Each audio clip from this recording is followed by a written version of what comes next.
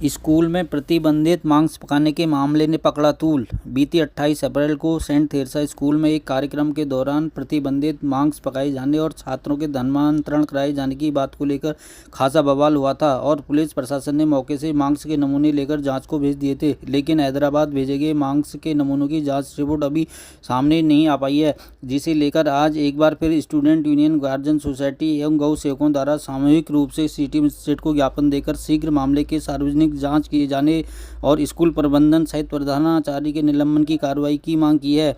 लोगों ने कहा कि शिक्षा के मंदिर में धर्मांतरण जैसी बातों का सामने आना एवं प्रतिबंधित मांस स्कूल में छात्रों को परोसा जाना उचित नहीं है।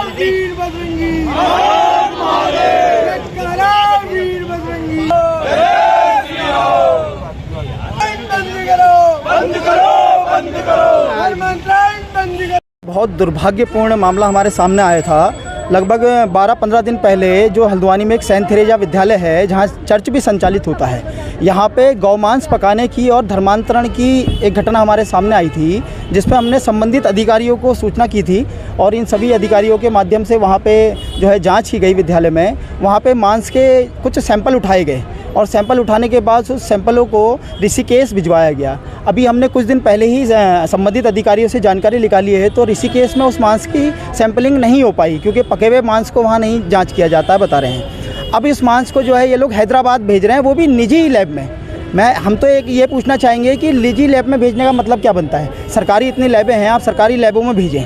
और दूसरा, हम आज यहाँ सिटी मजिस्ट्रेट को ज्ञापन देने इसलिए आए हैं क्योंकि इतने दिन हो गए हैं इस मामले में कोई भी हमें जो है कोई भी सरकार जो संबंधित अधिकारी है इनसे हमें कोई भी ऐसा जवाब नहीं मिला जिससे हमें संतुष्टि हो और इसमें हमें लगे कि इसमें कोई कार्रवाई हो रही है। देखिए, अगर इसमें कोई गंभीरता से कार्रवाई नहीं होती है, अब हमारा एक ही वो रह जाएगा कि सभी हिंदूवादी संगठन, सारे गौरक्षक और सारे मातृशक्ति और सारा हिंदू समाज एकत्रित होकर हम इस विद्यालय के खिलाफ, धर्मांतरण के खिलाफ, गौमांस भक्षण के खिलाफ एक उग्र आंदोलन के लिए बाध्य होंगे, जिसकी सारी जिम्मेदारी जो गौमांस परोसे जाने की सूचना के आधार पर जो अपने प्रशासन के द्वारा तहसीलदार महोदय, पशु चिकित्सा अधिकारी कारदा मैसो के द्वारा जो जांच की गई थी, वहाँ सैंपलिंग करी गई थी। उसके बाद वो सैंपल ऋषिकेश भेजा गया, उसके बाद हैदराबाद भेजा गया। बड़े अफसोस का विषय है कि उत्तराखंड जैसा राज्य जहाँ गौ मांस प्रतिबंधित है, वहाँ गौ मांस सैंपलिंग का कोई लैब ही नहीं है। और दूसरा, जिस विद्यालय की हम लोग वार्ता कर रहे हैं, उस विद्यालय में